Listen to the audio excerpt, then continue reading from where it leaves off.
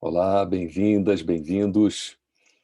Hoje a nossa conversa significativa é um tema bastante candente e bastante mobilizador de todos nós, todas nós, que é a questão do racismo. Mas eu trago ele sob um enfoque, digamos, um pouco mais desafiador, né? O tema que eu quero tratar com vocês é brancos e negros, responsabilidades compartilhadas na superação do racismo. Qual é o papel de negros e brancos em superar o racismo? A superação do racismo não é só uma questão dos negros, né? Aqui no Brasil, nós estamos falando do racismo no Brasil, racismo que acomete de uma forma muito preponderante a população negra brasileira. Então, hoje a gente vai falar sobre isso, mas eu quero começar apresentando a vocês um vídeo para que a nossa conversa ela siga a partir disso. Então, esse é um vídeo que foi produzido pelo governo do estado do Paraná, num trabalho sobre combate a racismo institucional, racismo estrutural. Tá? Então, vamos observar o vídeo e, a partir daí, a gente inicia o nosso debate, a nossa conversa significativa de hoje, que eu pretendo girar em torno, então, das responsabilidades compartilhadas entre brancos e negros na superação do racismo. Vamos ver o que o vídeo nos fala.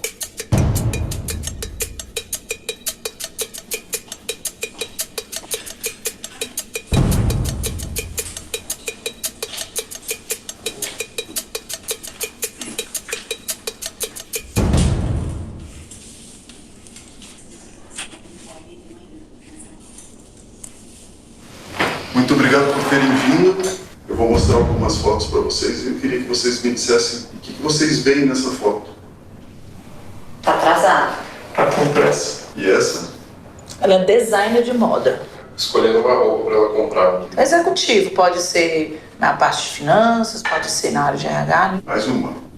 Acho que o pai está cuidando do jardim da casa dele. Com certeza ele não tem cara de ser empregado da casa, não. Ele tá limpando a casa dela, tá limpando a pia. Eu achei grafiteira, tem jeito de grafiteira. Um grafite é uma arte, não é vândalo, não é uma vândalo.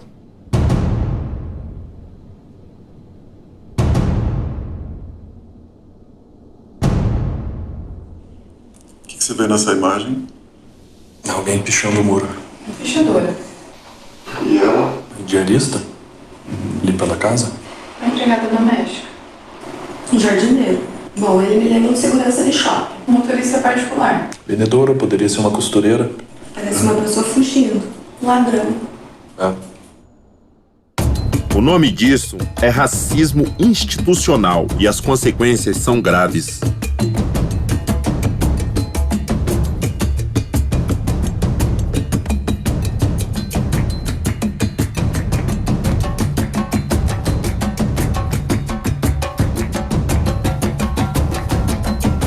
Chega de fingir que é normal. Racismo é crime.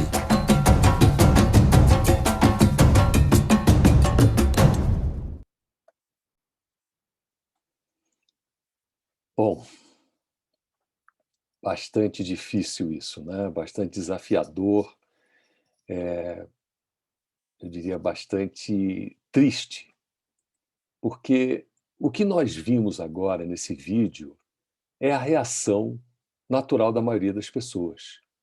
Ao verem uma pessoa de pele negra, elas logo a depreciam. A média das pessoas as depreciam, as colocam numa posição de subalternidade e colocam as pessoas brancas numa posição de superioridade. Então, de onde vem isso? Por que nós temos isso? Veja, o vídeo que foi apresentado está dentro de uma campanha de combate ao racismo. Racismo é crime, denuncie, não compactue com o racismo. Mas quantas denúncias nós vamos ter que fazer? Vamos ter que ficar denunciando o tempo todo, porque esse tipo de reação, de pré-julgamento, de uma pessoa pela sua cor de pele, foi o que aconteceu recentemente com o rapaz da bicicleta elétrica motorizada lá no Rio de Janeiro, né? Um jovem negro não pode ter a bicicleta motorizada. E mesmo que essa situação se revertesse, a sociedade é tão racista que ela diz, não, mas esse jovem negro tem que ter alguma coisa de errado. Foram investigar a bicicleta dele e viram que ele comprou pela internet uma bicicleta roubada. Então, aquele que é a vítima se torna agora o réu. Criminalizam. Essa é a tendência de uma sociedade racista. E a pergunta que nós temos que nos fazer é como a gente rompe esse ciclo? Como eu rompo o ciclo de achar que uma jovem negra com uma lata de spray na mão é pichadora, mas um jovem branco com uma lata de spray na mão está fazendo grafite? Olha a observação da participante nesse estudo, né? Olha, não é pichador, não, grafite é uma arte. Por que um homem branco correndo está fazendo exercício e um homem negro correndo é ladrão, está fugindo de alguma coisa? Por que um homem negro de terno e gravata é segurança de shopping e o mesmo homem branco de terno e gravata certamente é um executivo? Essas imagens estão gravadas nas nossas cabeças. E o que eu quero convidar a todas e todos a fazerem é avaliarem onde guardam o seu racismo. Anos atrás, houve uma campanha, que inclusive foi à televisão, e eu tive o prazer de participar da organização e da estruturação dessa campanha. Era uma campanha que tinha uma pergunta: onde você guarda o seu racismo? E as pessoas eram entrevistadas na rua e as entrevistas saíam, iam no ar na televisão.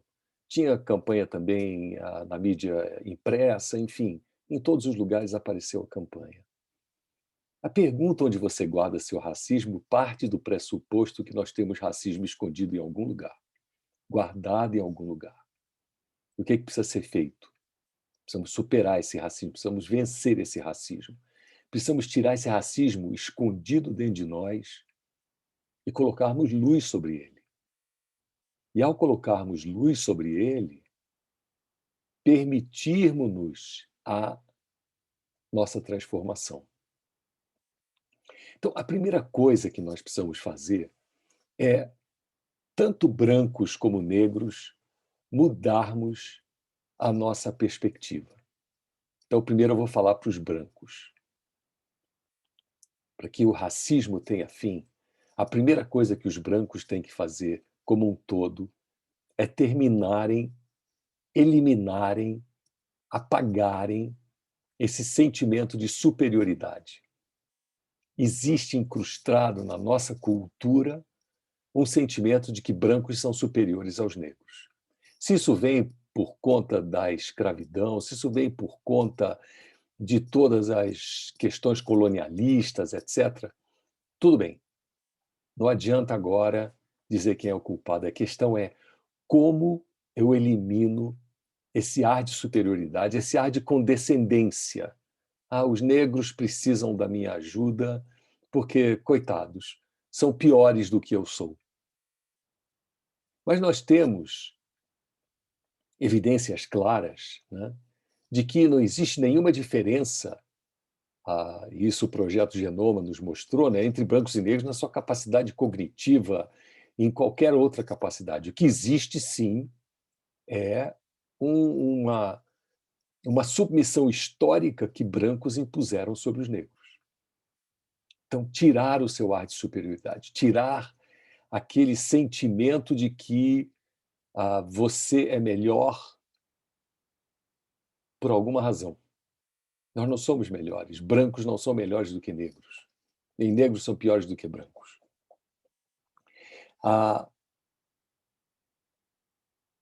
E a outra coisa que brancos têm que fazer é buscar se aproximar dos negros. Porque nós temos um distanciamento de negros muito grandes. Nós precisamos criar uma política de ação afirmativa, uma política de cotas, digamos assim, dentro do nosso rol de amizades. Quantas amigas ou amigos negros eu tenho? Quantos eu posso trazer para perto de mim? Porque a tendência da sociedade hegemônica branca, o que é? É sempre escolher brancos. Então nós vemos, por exemplo, no ambiente de trabalho, só tem branco. Onde estão os negros?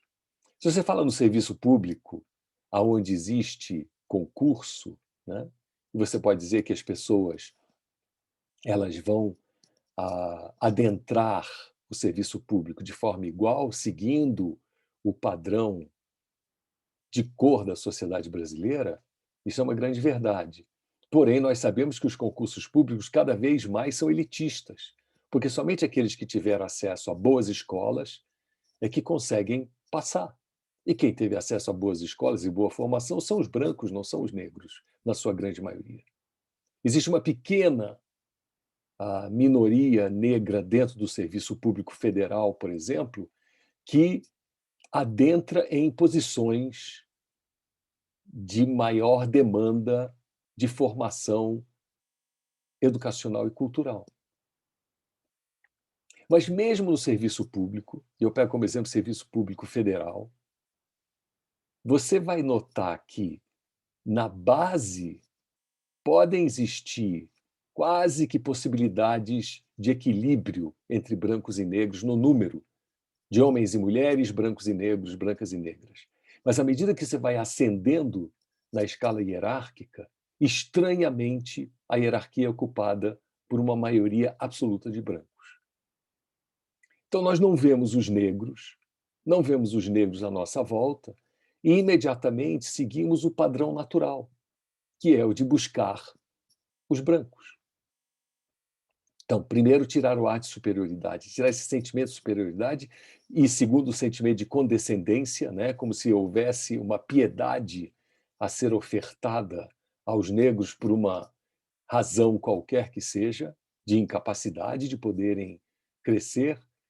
E, terceiro, nós criarmos laços de amizade com pessoas negras. Precisamos aumentar esse fluxo de pessoas negras para dentro da nossa vida, aqueles que são brancos. Eu estou falando primeiro para os brancos. Tá? Muito bem, muito bem. E, na verdade, a gente pode dizer, mas falta receptividade. Eu já tentei fazer amizade com gente negra, eu branca, eu branco, mas há um ar de desconfiança. Pode até haver, mas compete a nós que criamos essa ambiência polarizada. A polarização foi nossa. Né? Foram brancos que trouxeram os negros em situação de escravidão aqui para o Brasil. Foram brancos que impediram que os negros tivessem acesso à educação, acesso à terra, aos meios de produção, no início do século XX, quando a então chamada, né, libertação dos escravos, fim da escravidão foi instituída, mas que não acabou com escravidão nenhuma, manteve os negros absolutamente manietados, mãos e pés atados, sem poderem fazer nada, porque no início do século XX, negros não tinham direito à posse de terra, e a terra era o grande meio de produção no Brasil, num país que era eminentemente agrícola. Então, a desconfiança, vençamos a desconfiança, aproximemo-nos de pessoas negras, aqueles que são brancos, aquelas que são brancas. Criar verdadeiros laços de amizade, não só dizer, eu também tenho negros. A moça que trabalha lá em casa é negra e ela senta na mesa de almoço junto com a gente. Eu não sou racista. Isso não é demonstração de promoção de igualdade racial. A verdadeira promoção de igualdade racial está em eu eliminar o meu ar de superioridade, eliminar o meu ar de condescendência e criar laços fortes de amizade, realmente investir em laços de amizade. Porque, de novo, crianças brancas, que na sua maioria estejam em escolas particulares, elas não vão ver crianças negras nessas escolas. Agora, já os brancos que se encontram dentro da pirâmide social, nas bases, né, da sociedade, onde a sua situação de renda é menor e se encontram morando nos bolsões das cidades, podemos dizer que eles têm também possibilidades, né, de maior interação com negros. Mas, mesmo assim, eu estou falando para aquelas pessoas que possam estar morando nos bolsões, que possam estar morando nos subúrbios, o ar de superioridade continua. Ele continua por conta das piadinhas, continua por conta da forma depreciativa que nos referimos aos negros, a neguinha, o negão.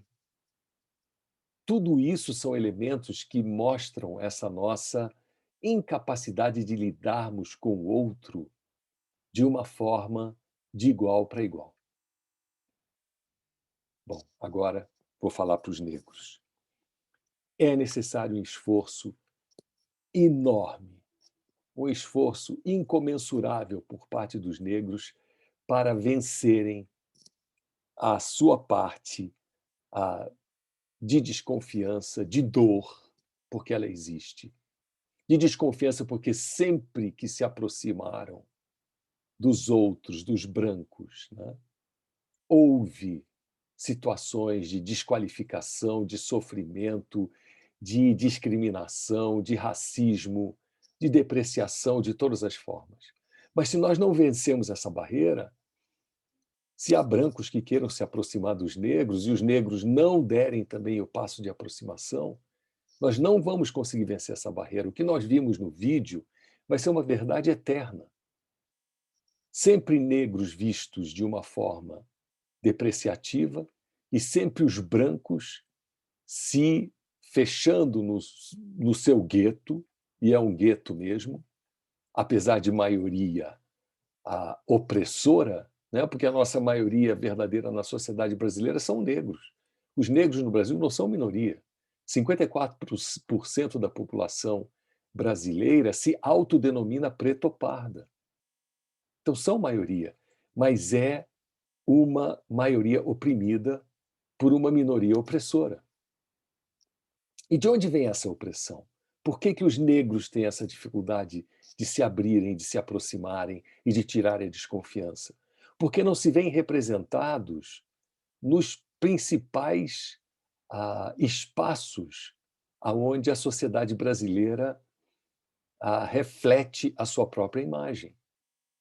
Vejam na televisão, que esforço grande houve ao longo dos últimos 20 anos, depois da Conferência Mundial contra o Racismo em 2001, que aconteceu na África do Sul, é que o Brasil finalmente conseguiu despertar para o fato de que na televisão deveria haver pessoas de cores distintas, que há atores negros e negras que não precisam simplesmente reproduzir papéis de escravos da época colonial brasileira,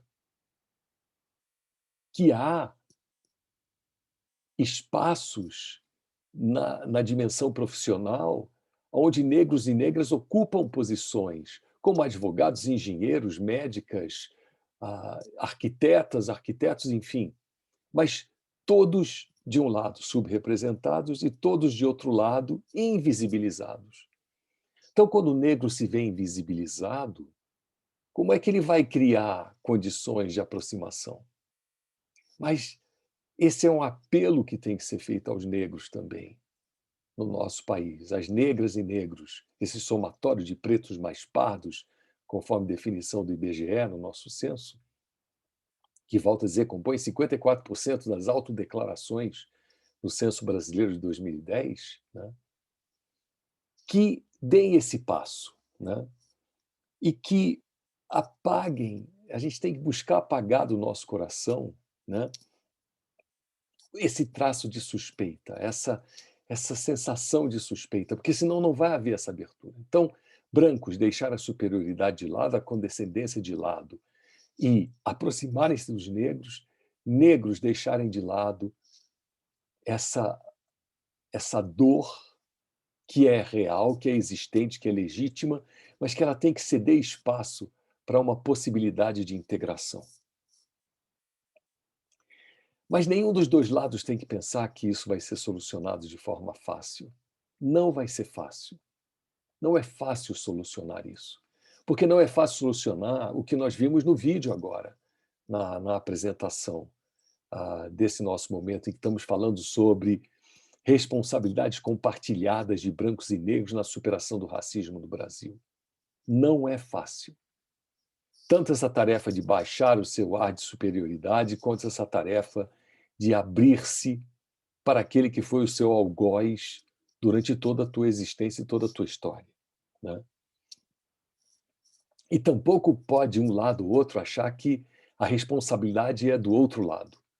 A responsabilidade de superar o racismo no Brasil é dos negros.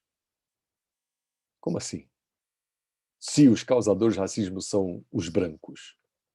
Ah, mas os negros também são racistas. Eles também discriminam contra os brancos. Ora, nós temos que entender, então, a questão da dor que foi levantada, né? Mas é difícil vencer essas barreiras. Esses obstáculos estão muito colocados, né? Porque a reação natural é uma reação racista. É uma reação de ver o negro e a negra de uma forma depreciativa, né? Então, exemplos nós temos às centenas, aos milhares, aos milhões, né? Eu acho que aqui não é o espaço de nós fazermos a denúncia. Vocês conhecem a denúncia está posta aí na praça. A pergunta é o que eu faço para romper com isso? Então, brancos e negros, brancas e negras, cada uma e cada um de nós tem uma responsabilidade nesse processo, tem algo a fazer, conforme eu já disse. No fundo, a única solução para vencer o racismo e começar a vencer o racismo já na tenra idade é através de um processo de amor genuíno. A educação tem que demonstrar esse amor genuíno. As famílias têm que demonstrar esse amor genuíno. A ideia de que somente através de uma consolidação de uma relação amorosa numa sociedade tão dividida quanto a nossa, e eu digo, ela é sim uma sociedade dividida, uma sociedade que não se vê como uma só, uma sociedade que sempre vê o outro como o oponente, o inimigo, na questão da cor da pele, né? Onde, por mais que existam leis, elas não vão transformar o coração humano. O racismo só vai ser vencido quando nós vencermos no coração humano esse distanciamento. Então, o amor é necessário. E cultivar esse amor e cativar o coração do outro é o nosso papel. Sejamos brancos, sejamos negros.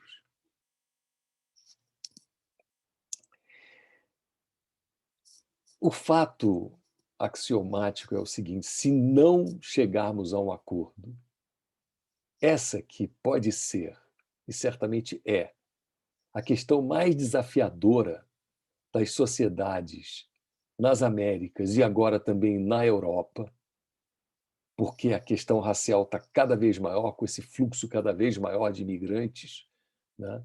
Principalmente do norte da África indo para a Europa, invadindo a Europa, buscando o seu quinhão de prosperidade. Cada vez mais, se nós não resolvemos essa questão, uma coisa é certa: nós vamos ver tensões sociais cada vez maiores e derramamento de sangue no sentido de conflitos e choques cada vez maiores. Nós estamos vendo o que aconteceu mais recentemente no Brasil, em várias instâncias o que está acontecendo, né? Essa visão que se tem da criminalização do negro, vocês viram isso no vídeo que foi apresentado, onde então a polícia brasileira ela identifica o negro como sendo o problema, apesar do policial ser negro. E aí nós vemos violências, nós vemos uma série de situações que são inaceitáveis. Esse é o derramamento de sangue. A mortalidade da população negra jovem brasileira, principalmente de rapazes, é impressionante. Por que isso está acontecendo? É muito fácil a gente querer criminalizar e dizer, mas é porque está envolvido com o tráfico de drogas, está envolvido em alguma coisa, por isso está morrendo. Mas a pergunta é por que isso está acontecendo? Por que que as oportunidades na sociedade brasileira não se dão por igual para brancos e negros? Olha quantos exemplos nós temos de discriminação no mercado de trabalho contra jovens negros, onde o jovem branco ganha um emprego, o jovem negro não ganha pela simples cor da pele. É uma pergunta fácil de se fazer a uma audiência grande. Vocês vão ter uma surpresa. Perguntem o seguinte: temos duas jovens, uma negra e uma branca, que se candidatam a um consultório médico para serem recepcionista. Qual vai ser contratada? As pessoas, na sua maioria, dizem a jovem branca loura. Porque esse é o imaginário brasileiro. O que acontece com essa jovem negra que foi rejeitada nesse emprego? Com tantos outros jovens negros e jovens negras que são rejeitadas, que são passados para trás e que vão acumulando uma massa populacional que sofre a opressão. Agora, se os empregadores tiverem uma outra visão que não o desses RH, olha, o pessoal que vocês viram é RH, recursos humanos de grandes empresas no Paraná. Vocês acham que eles contratam pessoas negras? Claro que não, com esse viés que eles têm. Esse cara negro deve ser algum problema. Não é à toa que o IPEA, o Instituto de Pesquisa Econômica Aplicada do governo federal, no ano 2000, fez um levantamento, uma pesquisa aprofundada de vários indicadores de discriminação racial no Brasil. Um deles eram pessoas brancas e negras com a mesma formação educacional, provindas da mesma área de residência, com formação superior, os negros percebem 20% menos do que os brancos. Por que que o RH faz isso? Por que que a empresa decide que o engenheiro negro tem que ganhar 20% menos do que o engenheiro branco? É por conta desse desamor, é por conta dessa coisa encruada na alma das pessoas brancas de que brancos são superiores. Então, se nós queremos fugir disso, né? E o perigo maior, né? Não é só o derramamento de sangue, o conflito entre as pessoas nas ruas por conta de reivindicações, mas é a destruição de uma sociedade. Porque o racismo, ele impede o acesso ao seu lugar de direito a metade da população brasileira. Como a discriminação de gênero impede que metade da população brasileira, mulheres, tenha acesso ao seu lugar de direito dentro da cadeia produtiva do país. E essa destruição, né, ela é um fato marcante na história de muitas nações, quando a discriminação levou a eventos lamentáveis. Ou seja, porque é diferente, porque é de outra cor de pele, porque é de outra etnia, porque é de outra religião, sempre o preconceito levou à destruição de nações.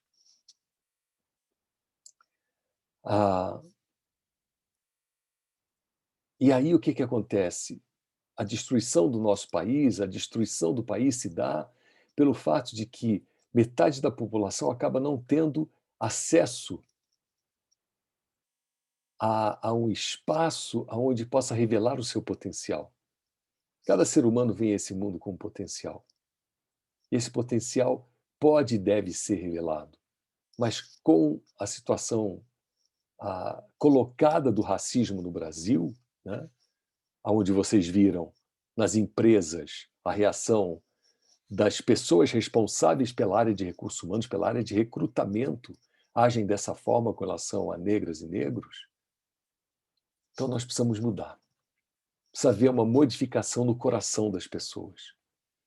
E essa modificação no coração das pessoas se dá através do reconhecimento urgente e necessário de que nós compomos uma única humanidade, uma única raça humana. Esse é o convite a essa reflexão. Quem me assistiu hoje aqui, que seja branco ou branca, lembre-se dos 3 fatores. Elimine o senso de superioridade. Ah, mas eu não tenho. Procure, veja onde é que ele está escondido. Segundo, elimine esse ar de condescendência. Pobrezinhos, não têm condições. Terceiro, aproxime-se das pessoas negras. Para os negros, somente um pedido. Abram a possibilidade dessa aproximação. Apesar de terem sido alvo e vítimas, presas de um tratamento cruel durante séculos, né? Nós temos que desmontar isso. Temos que abrir a possibilidade da aproximação, né? E que a solução não se dá se os 2 lados não se aproximarem. Para que essa aproximação se consolide, a gente tem que recuperar o amor pelo próximo, o amor pela humanidade. Não nos vermos como elementos numa corrida individualista. Não há competição individualista, nós precisamos de uma cooperação absoluta, né? E com isso, eu posso dizer, a cena inicial desse vídeo que nós vimos, ela pode e deverá ser transformada. Muito obrigado.